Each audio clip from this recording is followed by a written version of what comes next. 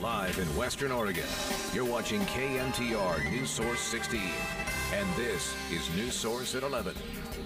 I don't know where she's at. I don't know if she's on the buses. I don't know if she's wounded somewhere. I have no idea. Incredible heartbreak and new answers tonight. We were all just running for our lives. A gunman launches a deadly assault on Umpqua Community College. Now we're learning chilling details about the attack.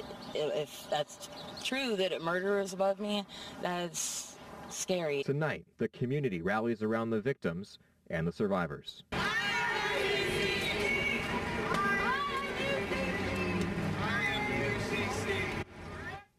Good evening and thank you for joining us for News Source 16 at 11 tonight. I'm John Franke. And I'm Stephanie Domerat. A terrible day in Oregon. Tragedy across the state as news of this senseless shooting has now spread across the nation. Hearts broken for the community of Roseburg. It's now 12 hours after those first 911 calls came out of Umpqua Community College. 10 people have been killed, including that shooter who opened fire in Snyder Hall around 10:30 this morning. 7 more injured, some critically.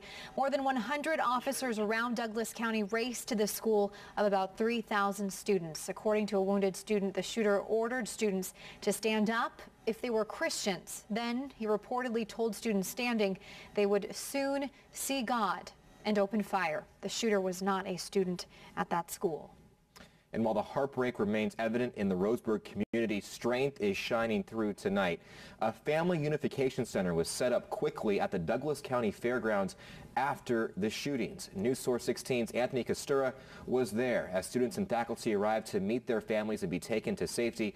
He joins us live in the newsroom tonight with more. Anthony, an emotional day you experienced out at the fairgrounds. Emotional, very much so at the least, John. The flag at the Douglas County Fairgrounds flying at half staff in honor of those shooting victims tonight. It is also a place, as you mentioned, where so many tearful reunions and terrifying realities played out today.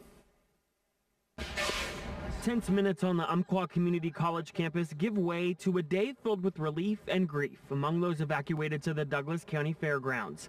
First-year student Haley Lanfear was only in her 4th day of classes at UCC when this all unfolded. And I just thank God as soon as I got there that I actually made it in, because I didn't know exactly what was happening. On her way to her 11 a.m. class, she says she was hailed by an instructor to come inside. After the lockdown, it took her more than 4 hours to reunite with her family. Is this really happening? Checking phones, checking buses, dozens of families hoping for a reunion of their own. Every time a bus comes and he's not on it, my heart sinks a little bit more. Most would see their loved ones. I don't know where she's at. I don't know if she's on the buses. I don't know if she's wounded somewhere. I have no idea.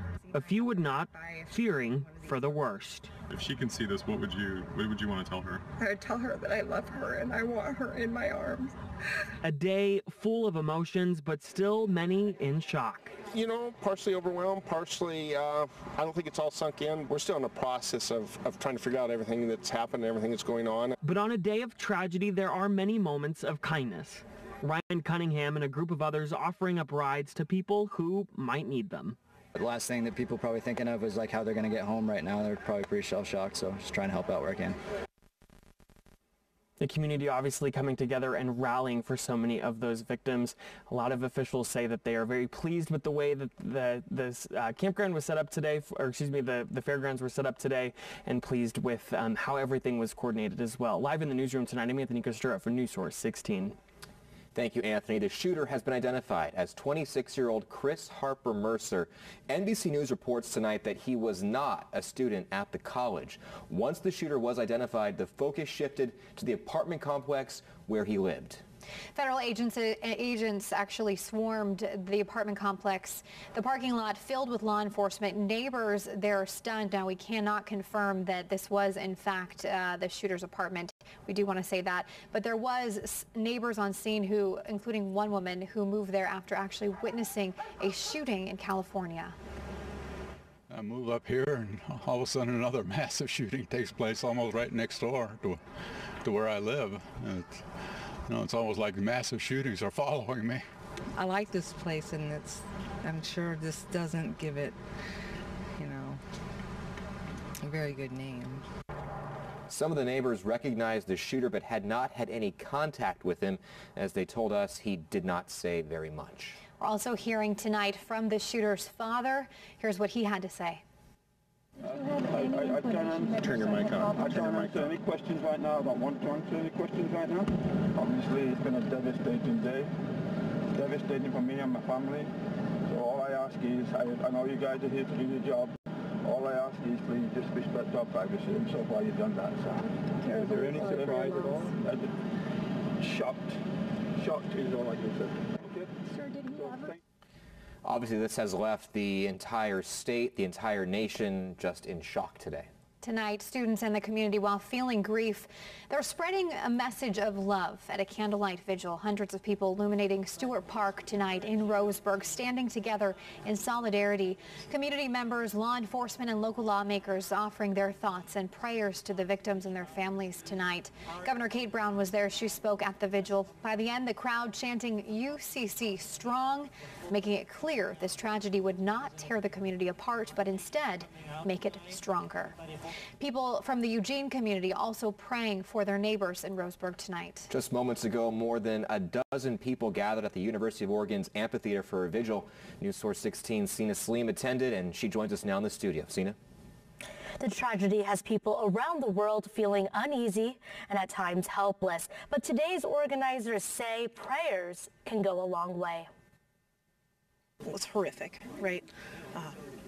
I can't imagine the anxiety that people were feeling. People had to watch that happen, right? People in those rooms lost their friends and had to watch their community members, their faculty members, their peers gunned down. Mothers, children, friends, lives changed forever from the Roseburg shooting. I just want to come out here and show my support and give a sense of solidarity. I know what it's like to lose loved ones or friends in tragic events such as a shooting. There's more than 24 people here at the vigil, all with different backgrounds. The message, love and unity. The InterVarsity Christian Fellowship organized the vigil at the U of O. Standing in a circle with bright lights and high hopes, they prayed. Many people held back tears while others just let them go. I think, right, as a person who works with college students, I realized that this could have been any of my students. And as students, we realized that this could be our friends. And these folks, they just wanted to get an education. They weren't going out today thinking that they were going to be shot down by a senseless act of violence. At the end of the vigil, one of the attendees said they will be tabling in front of the Duck Store tomorrow, raising money for the victims' families. Live in the studio, I'm Sina Saleem for News Source 16. Thanks so much, Sina. Douglas County Sheriff John Hanlon addressed the media 3 times after the shooting, the most recent at about 7:15, 4 hours ago this evening. He said the names of the victims would not be released until tomorrow at the earliest. He's calling this, of course, a mass casualty thing and reminding people that there is a protocol, so we must wait a little while before the victims' identities have been released. Hanlon has said his office now focused on the victims and their families, adding authorities who know who the shooter is, but now they are saying they are refusing to say the name of the man responsible for the shooting. Let me be very clear. I will not name the shooter. I will not give him the credit he probably sought prior to this horrific and cowardly act. Media will get the name confirmed in time, but you will never hear me mention his name. Rita Calvin, the interim president of Umpqua Community College, also spoke at that press conference this evening. She called this a long, sad, and tragic day. An update on the 3 shooting victims being treated at Sacred Heart Hospital in Riverbend. 2 patients are now listed in critical condition, and 1 victim remains in serious condition tonight. The hospital held a press conference earlier today to brief the community on their trauma response. We're told the hospital is treating a total of 3 female shooting victims ages 18 to 34. The hospital says it can receive more trauma patients if needed. Another press conference from this hospital is scheduled for tomorrow morning. Several other victims were sent to Mercy Medical Center in Roseburg today. News Source 16's Kelly Anderson was at the hospital all day today and reports for us tonight.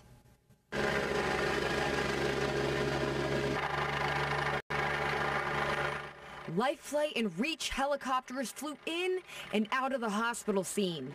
3 patients were flown to Peace Health to receive a higher level of care. 2 patients were released shortly after being brought in, but 4 remain at Mercy Medical, one of whom is in critical condition. You know, all the injuries were a result of gunshot wounds to various parts of the body, on that, from extremities to the abdomen and or the chest or bones. 1 additional person died in the emergency room. The rest are expected to survive. Hospital CEO Kelly Morgan says the tragedy brought the staff closer together. We had numerous people from our staff that had the day off that came in to help out in any way they possibly can. I mean, it was a phenomenal response without even asking anybody. They just came in to take care of our community for us. The hospital will be having a blood drive Friday at noon. In Roseburg, Kelly Anderson reporting. Today's shooting in Roseburg also prompted an urgent call for blood donors right here in Lane County. That's right. The immediate demand for emergency blood has now been met, but the Lane Blood Center is requesting help in replenishing its supply. News Source 16's Angelica Carrillo has more tonight. Dozens of donors stopped by the Lane Blood Center after learning of the tragic shooting in Roseburg. Just my heart ached for those families who were affected and what they were going through. Pint by pint, people doing what they could to help. I wanted to be able to do something to help. Besides my prayers, I thought this was the only other thing that might help. So many people waiting to donate, the center had to turn people away and schedule donations for another day. Of course, we have emergency plans in place for these sort of events, but it was all hands on deck and everyone just rose to the occasion. In these types of trauma situations, the universal O blood types are always needed. We can also use AB blood types for platelets and plasma, which some of the trauma victims might need. The center in Eugene now completely booked for the rest of the week. Vigneault says while walk-ins are always welcome, the best way to schedule a donation is online at laneblood.org. We have mobiles, blood drives scheduled throughout the community for the next couple weeks, which is what we'll need to replenish the blood supply in our community. Reporting in Eugene for News Source 16, I'm Angelica Carrillo. All right, Angelica, thank you. Lane Blood Center will be sending one of their mobile donation vans down to Roseburg tomorrow and will be having a drive at Mercy Medical Center from 12 to 5 if you're interested in donating. Now let's recap the events that have happened today. More than 12 hours ago at about 10:38, this shooting happened at EMMYS Community College. 10 people dead, including the gunman. Again, really, those are the few answers that we have tonight. We know immediately after that call, all staff and students at EMMYS Community College, about 3,000 people taken on buses nearby to the Douglas Fairgrounds to safety and to meet their families and their loved ones there to get out of the campus area as more than 100 officers raced to the school. We then know they exchanged gunfire with the shooter. He was killed in a classroom. No officers were injured in that shooting. And we know the shooter to be a 26-year-old man, Chris Harper Mercer, a resident of the Roseburg area. He's the man responsible for carrying out this shooting, although that has not been confirmed to us by the sheriff's office. Of course, the sheriff refusing to name the gunman, although Sheriff John Hanlon said that today is, quote, a terrible day. So much devastation, so much tragedy. Look at that image on your screen. So much heartbreak and relief as these parents and these loved ones find their students and their family members getting off that bus. Certainly a just unimaginable situation for the loved ones waiting as those buses came through. 3,000 people coming, waiting to get to safety. Just certainly unimaginable tragedy today. Coming up also, we will be talking about EMMYS Community College, a small school, like we said, about 3,000 people. We're going to learn more about that school coming up on News Source 16. And also hear from the president as well, as this has sent shockwaves throughout the nation, throughout the world today. The president gave an angry speech this afternoon. We'll show you parts of that coming up. And of course, you can get the latest information on this story on our website, KMTR.com, as well as our Twitter and Facebook feeds, as we'll follow this throughout the night, throughout tomorrow, and the weekend as well. We'll be right back. You're watching KMTR News Source 16, and this is News Source at 11. And we'll come back. We're continuing to cover the tragedy out of Roseburg tonight. So much sorrow and tragedy today, but really victims and their families also thinking about all the love and support. Officials saying that we really need to think about the victims and their families at this time. We're also hearing from students who were at the horrifying scene. Some actually say they had no idea there had been a shooting on campus until their parents called, worried about them. We didn't hear anything, and how I know is because my dad, he was calling me and my phone kept going off, and I go, why is my dad calling me? He knows I'm in school. And I go to the bathroom and another girl went with me, and she goes, my mom's calling me about a shooting. And I was like, what? My dad calls me and tells me, and I come back into the classroom and I go, there's a shooting here. And my teacher, there was no alarms. She wasn't notified. We didn't even know until my dad had called me and told me. Many students say they huddled together behind backpacks, chairs, and underneath tables in their classrooms. We all kind of ran different directions. Once we got out of the building, people were running in every direction. I ran to a hill. Everybody was just running everywhere. What was going through your mind? I hope I make it. I was just praying that I would make it, that I could be here tonight, and I am. So I'm really thankful for that, and I'm thankful that the other people in my class and around there did make it out alive. Powerful words there. Students later reunited with each other and then their families after the deadly shooting. They are very thankful tonight to be alive. The school closed until Monday as a result of today's shooting. The Roseburg community pulling together tonight at a vigil demonstrating just how close the UCC community is. Umpqua Community College was started by a committee sponsored by the American Association of University Women. The first classes started in 1961 with tuition of $11 a credit. Well, currently there are just over 3,000 students enrolled in technical, career, and transfer programs. One student described the school as, quote, very small and close-knit. And it's the kind of school where the teachers know your name. This sadly is not Oregon's first shooting at a school. In 1998, 15-year-old student Kip Kinkle shot his parents before he headed to school. He opened fire at Thurston High School in Springfield, killing 2 of his classmates and injuring 25 more. Oregon also made headlines for a shooting at Clackamas Town Center Mall in 2011 and again for a shooting at Troutdale High School in 2014. Now, on college campuses in Oregon, students and staff are allowed to carry concealed weapons on campus if they have a license. It's unclear how the Roseburg campus shooter obtained his gun at this point, but less than 2 months ago, tighter gun purchase laws did take effect here in Oregon. They require private sales to go through a licensed dealer for a background check. Today's campus was not armed. There are security guards at the Umpqua Community College, but they were not armed security. Meanwhile, the president is once again calling for new gun control laws. Today's shooting comes only 3 months after the shooting at the Lafayette movie theater in Louisiana.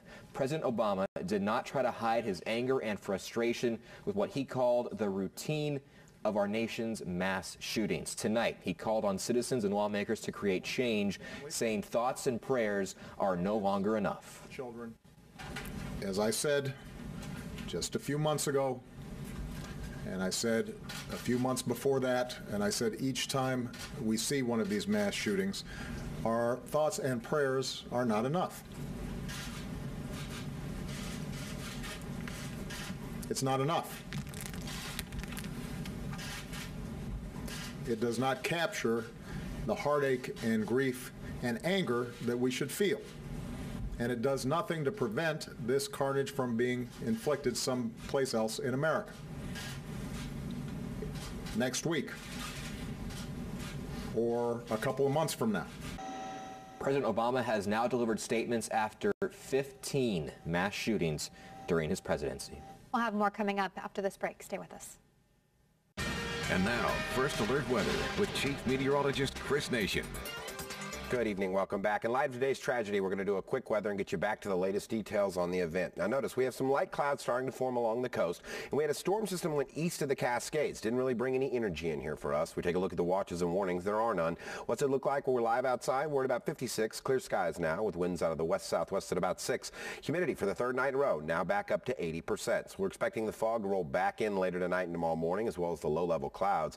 Temps out there now ranging in the mid-50s to the low 60s, and we topped out right at about 70 77 in Eugene, 78 in Cottage Grove.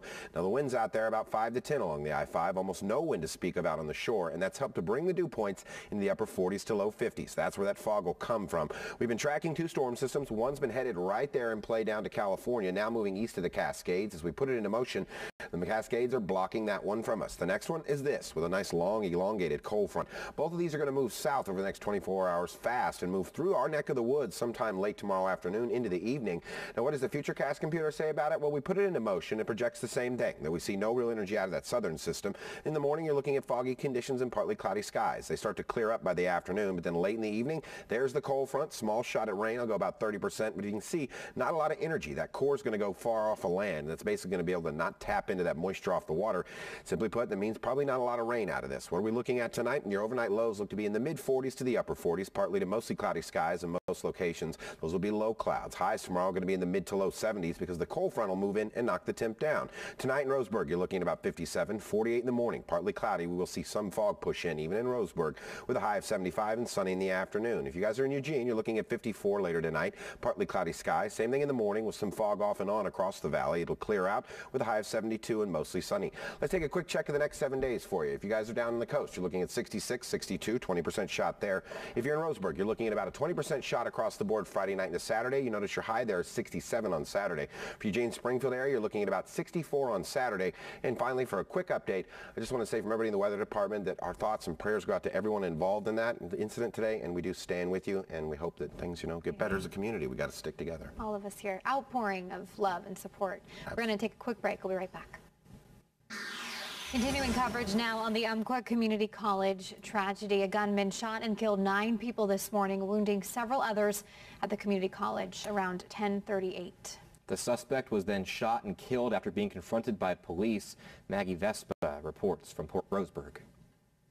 The Douglas County Sheriff won't say who the shooting victims are so the families can start to deal with the tragedy. He also won't say who shot them, but for a different reason. Let me be very clear. I will not name the shooter. I will not give him the credit he probably sought prior to this horrific and cowardly act. The sheriff gave credit to 2 officers who shot it out with Chris Harper Mercer. Other agencies have identified him as the shooter. Harper, one of the 10 dead, was 26 years old, had 3 pistols and a rifle with him when he opened fire in Snyder Hall on the UCC campus. We found an address for him in California, but Thursday afternoon, law enforcement had surrounded this apartment complex in Winchester. Tonight, tactical teams and bomb squads have cleared the classrooms, but are still looking through hundreds of cars in the school parking lot. Detectives are still scouring the campus for evidence. We plan to have the college functioning, safe, and comforting as soon as possible for our students to return. This is a crisis, and we are asking for help and receiving help. Others asked for help with prayers at candlelight vigils in Roseburg and Portland and across the country. Our thoughts and prayers are not enough. And President Barack Obama addressed the nation about the shooting, something he says he's had to do too many times. This is a political choice that we make. To allow this to happen every few months in America. We collectively are answerable to those families who lose their loved ones because of our inaction. That was Stephen Meyer reporting. Tense minutes on the UCC campus gave way to a day filled with trying to figure out everything that's happened, everything that's going on. But on this day of tragedy, many moments of kindness prevailing, the whole community rallying and supporting the families that have lost their loved ones and the community of UCC. And we'll be right back after this break with one final look at today's events. And finally tonight, we leave you with these images of the Umpqua Community College Vigil held at Stewart Park in Roseburg tonight. We leave you with the sounds of bagpipes from Roseburg this evening. Have a good night.